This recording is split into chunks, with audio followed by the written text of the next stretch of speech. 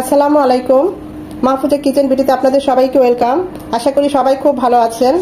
প্রচন্ড গরম, তো এই গরমে আজ আমি জলপাই ডাল তৈরি করব। এর আগে আমি আম ডাল দেখিয়েছি, চালতা দিয়েও আমি এরকম ডাল রান্না করে খাই, খুব ভালো হয়। দেখতেই পাচ্ছেন কতটা ভালো হয়েছে। খুবই সহজ, খুব ঝটপটে হয়, খেতে খুবই ভালো হয়। আর সাথে এমন একটা মাছ ফ্রাই থাকলে তো আর কোনো কথাই নেই। তো চলুন আপনাদের সাথে জলপাই ডালটা রান্নাটা শেয়ার করি। জলপাই ডাল করব, সেজন্য আমি পাতিলে 4 কাপ পানি দিয়েছি। একটু পাতলা হবে এই ডালটা, এটা ঘন হবে না। এখানে নিয়েছি 1 মুঠ পরিমাণ মশারির ডাল। 1 মুঠের বেশি হবে না, 1 মুঠই নেব। পরিবারের 5 থেকে 6 জনের জন্য পাতলা ডাল যদি করি আমরা, ঠিক হাতের মুঠের 1 মুঠ পরিমাণ ডাল নিলেই হয়ে যাবে।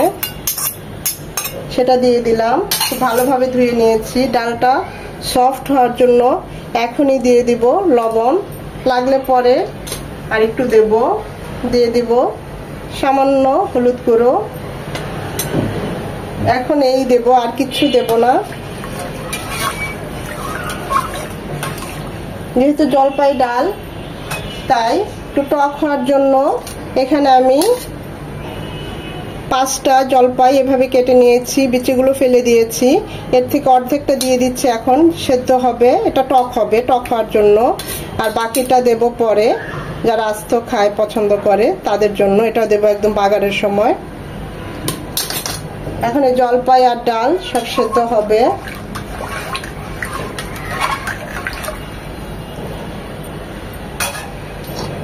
সাথে দিয়ে দিব ঠিক একটা চেয়েও কম ছোট্ট একটা পেঁয়াজ কুচি, এটা এখনই দিয়ে দেব। এখন আর কিছুই যাবে না, ডালটা খুব ভালোভাবে সেদ্ধ হবে, মিনিমাম 15 থেকে 20 মিনিট। এখানে লবণ আর হলুদটা আগে দিয়ে দিয়েছি, ডালটা তাড়াতাড়ি নরম হবে। 15-20 মিনিট পর ফিরে আসবো।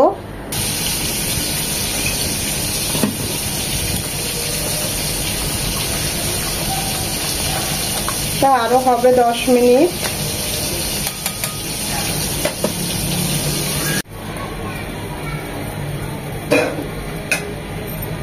ডালটা সেদ্ধ হয়ে এসেছে, দেখতেই পাচ্ছেন জলপাইগুলো সেদ্ধ হয়ে গিয়েছে। এখন এই অবস্থায় আমরা ডালটাকে ঘুটে নেব।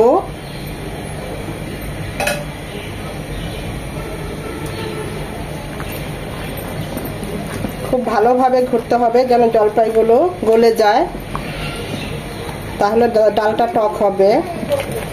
জলপাই দেওয়ার জন্য ডালের কালারটা একটু চেঞ্জ হয়ে এসেছে।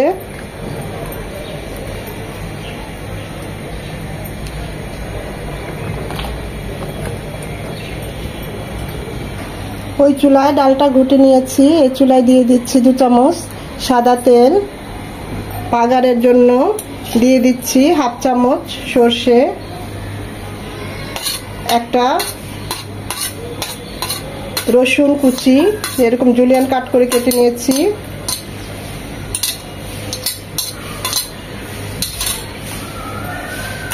আর ডেকোরেশনের জন্য 2টো শুকনো মরিচ।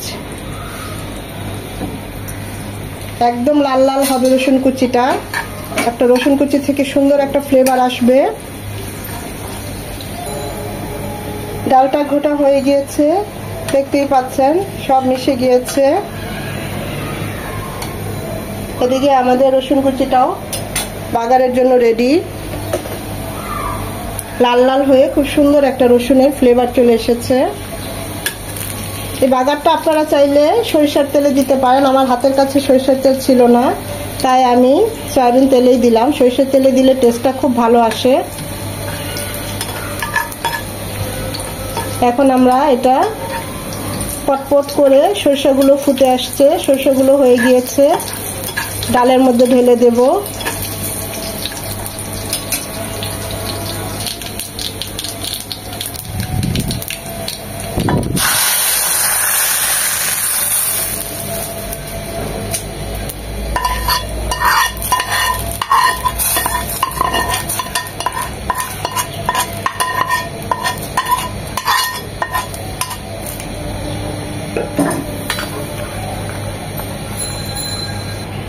টেস্ট করেছি, লবণ আরেকটু লাগবে, তাই লবণ দিয়ে দিলাম।